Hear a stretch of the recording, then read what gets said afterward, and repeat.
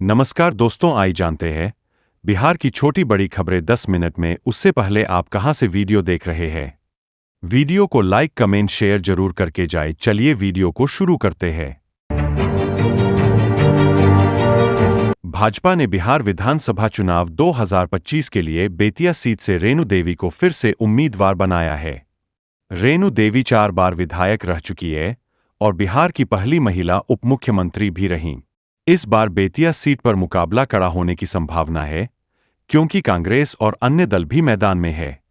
भाजपा के लिए इस सीट को बचाना एक चुनौती है।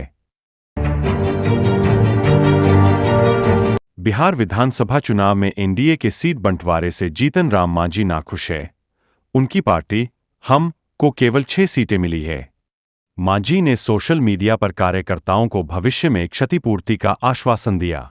उन्होंने विपक्ष पर निशाना साधते हुए कहा कि बिहार को जंगलराज में नहीं धकेलने देंगे। उन्होंने बिहार के सम्मान के लिए हमेशा तैयार रहने की बात कही।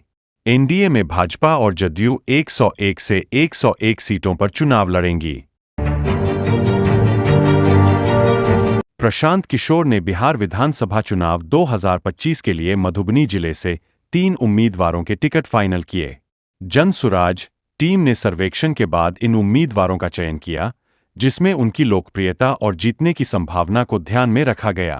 किशोर अब अन्य जिलों पर ध्यान केंद्रित कर रहे हैं, जिसका उद्देश्य जमीनी स्तर पर बदलाव लाना है। कांग्रेस के वरिष्ठ नेता शशि थरूर ने सोशल मीडिया प्लेटफॉर्म एक्स पर पोस्ट करते हुए कहा कि जब दर्जनों देशों ने अपने राष्ट्रपति या प्रधानमंत्री स्तर के प्रतिनिधियों को भेजा है, तब भारत का इतना निम्न स्तर का प्रतिनिधित्व हमारी आवाज को कमजोर कर सकता है।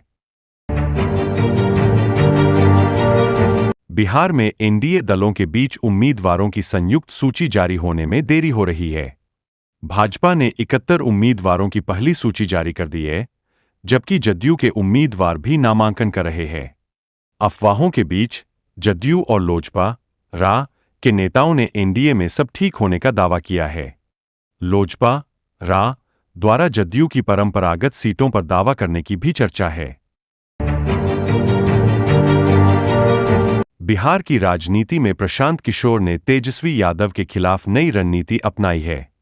उन्होंने राघोपुर विधानसभा क्षेत्र से चंचल सिंह को मैदान में उतारा है, जो तेजस्वी यादव का गढ़ माना जाता है। इस कदम से पीके ने तेजस्वी के वोट बैंक में सेंध लगाने की कोशिश की है।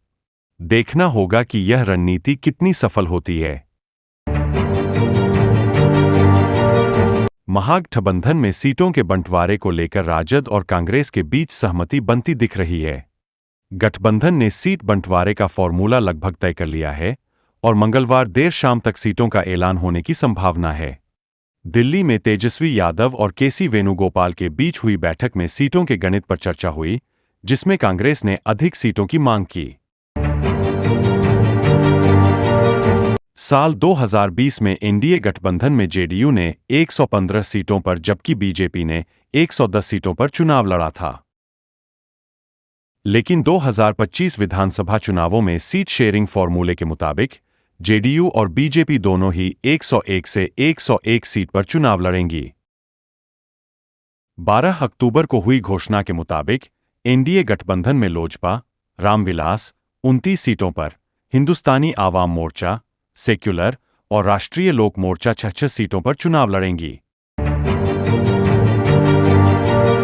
बिहार के मुख्यमंत्री नीतीश कुमार की party Janata Dal United JDU में टिकट को लेकर मंथन का दौर चल रहा है।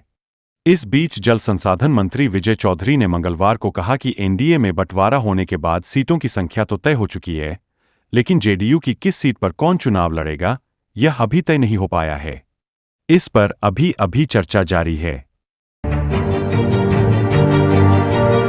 महिला रोजगार योजना को बिहार राज्य सरकार ने शुरू किया है। यह एक ऐसी योजना है जिसके माध्यम से राज्य की महिलाओं को स्वरोजगार करने के लिए वित्तीय सहायता की जाएगी। इस तरह से हम आपको बता दें कि बिहार के हर घर की एक महिला को इस योजना के अंतर्गत स्वयं का व्यवसाय आरंभ करने के लिए आर्थिक मदद मिलेगी। आपको हम यह जानकारी के लिए बता दें कि योजना के माध्यम से महिलाओं को शुरुआत में 10,000 रुपए की राशि मिलेगी। इसके बाद फिर अगर महिलाएं अपने कार्य को सही प्रकार करती रहेंगी तो फिर इन्हें आगे अलग से 2 लाख रुपए तक की धनराशि भी बिहार सरकार द्वारा उपलब्ध कराई जाएगी।